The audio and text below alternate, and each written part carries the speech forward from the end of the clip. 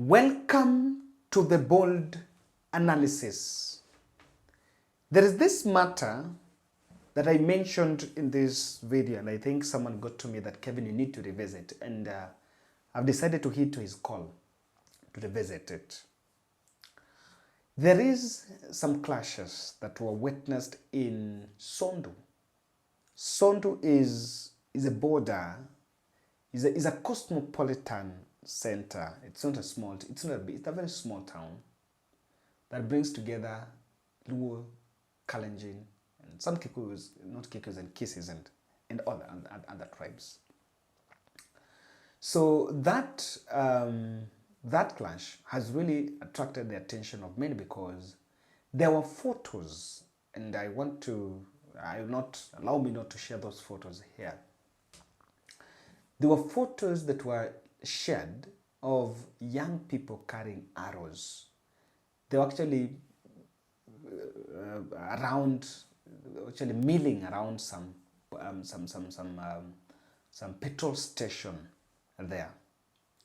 Now the scenes that have come from that place are really worrying. And while I agree with what P.S. Omolo, Raymond Omolo, is saying, that that has been a historical problem, but I think we must put it to a context, especially in this time that William Ruto is going to Nyanza. If there is a matter that needs to be arrested early enough and needs a lot of soberness and neutrality, is the issue of Sondu clashes. You know, ladies and gentlemen, let's just get it. On Wednesday, or currently as the people are protesting, in such an environment, it's very clear that Raila Odinga's supporters, who could be predominantly from the Luo community and maybe the Kisis and others, are protesting. But being that it's a cosmopolitan area, it is also possible that those who are supporters of William Ruto are protesting, are against the protest. So where does the police fall? Because the police is supposed to be responsible to make sure that they suppress the protest. But as they suppress the protest, the other side of who are also predominantly William Ruto supporters might also be tempted to join to suppress the protesters on the other end. Then what happens? The whole thing, which has been a very contagious issue there, is just coming out clearly that the protest is just an impetus into what exactly has been going on. And that is why I'm bringing this to the doorstep of William Ruto. He will be in Homa Bay. Yes, he will be in Homa Bay, and he will also be in Siaya. In fact, he will be in Nyanza. Tribal clashes is the lowest we can sink as a country. Even here in Nairobi, people are protesting. Do you think William Ruto doesn't have supporters? He has supporters here in this town. Even in Eldoret, there were protests. Do you think William Ruto did not have supporters? They have supporters. Same to Nyeri, same to Murang'a, same to Mlolongo, same to Imali, same to Mombasa. But then, I don't even think, and truth be told, that Azimio la Umoja have always been profiling those protesters in terms of the regional orientation or the tribal orientation. I don't think that has been it. And this one is upon William Ruto to take it. There are a lot of contagious issues. I remember there have been a discussion about expanding, I think, some town there. And it has been creating some push and pull between those two factions. But now, it is what it has actually shown the state, and what P.S. Omolo should actually understand, is that that is a ticking time bomb. The protest was just an impetus, was just, it's just a catalyst. But clearly, this is something that has been boiling in the background. I may be wrong on this, but clearly, this is not something that is just starting today. This is something that has been going on in the background. It is some tension that has been going on. Now, the political aspect that is just playing now is just an impetus. And so, I read statements from the MCAs going there and trying to create it. The police, or rather the law enforcement agencies, especially around the border area, should hold neutrality. In fact, if you ask me, they should find a way that they're not seen as if they're supporting the other side. Because what happens, and there is a very thin line, because of course police has to suppress protesters, but these protesters also have some anti-protesters against them who are William Ruto supporters. So that needs to be done cleverly. This needs to be done clearly. And I have some three solutions that I wish the respective agencies can look at. You need more of community policing to address that, because it is not about the mass action. It's not about this mandamano.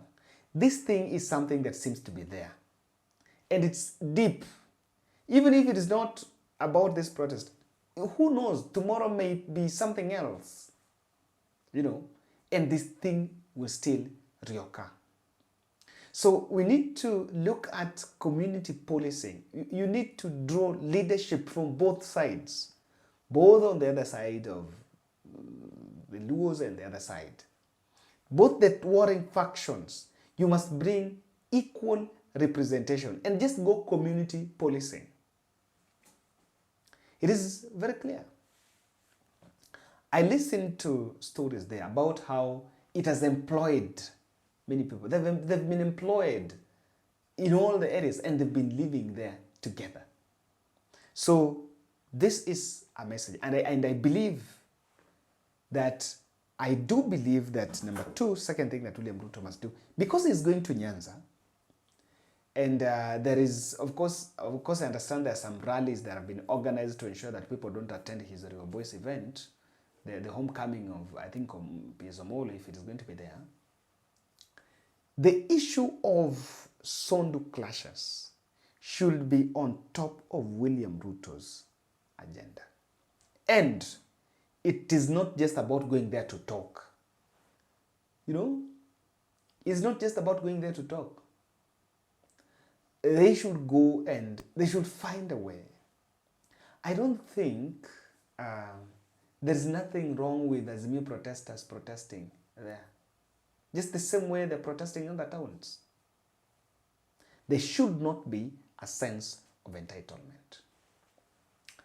Second aspect that I also see is that when we're talking about investigations, this is one of issues. The Sondu clashes is one that needs a meticulous approach, because the other side of the Korecho team have been having their own affairs, their own chaos. It's not been very easy, especially about the mechanization of the tea, in the tea farms. It has been causing a lot of issues, a lot of chaos there. And we saw leaders being arrested and taken to court, and about having fueled it. So I am also very clear in my mind that nothing just happens. Protests cannot be organized, may not necessarily be organized, especially like for people who are Raila Odinga supporters in Sondu. Those are people that would actually come out completely.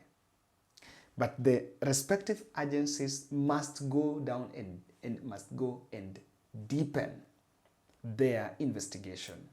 Are there leaders who are responsible for those clashes? What is the interest? What is the interest people fighting for? I'm not seeing any goal there.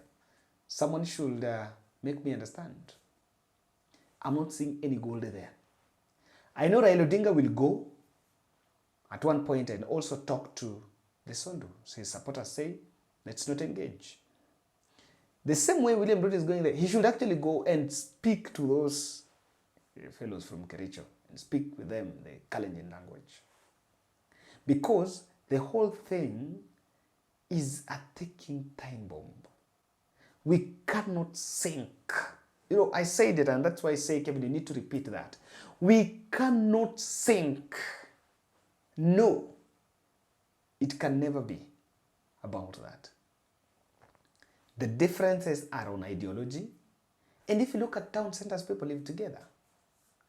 We cannot target each other because of politics. We cannot.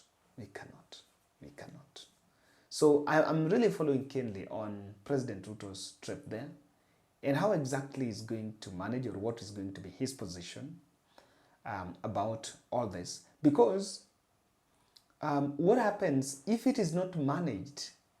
Then we have a lot of other border points, even other tribes. We should not create that, because people seem to have a sense of entitlement. And I do believe that even those on the other side, even the Luos on the other side, they must also be addressed in a manner to understand that even if there could be, the fellows at the other end could have a sense of entitlement, but they should not understand the dynamics.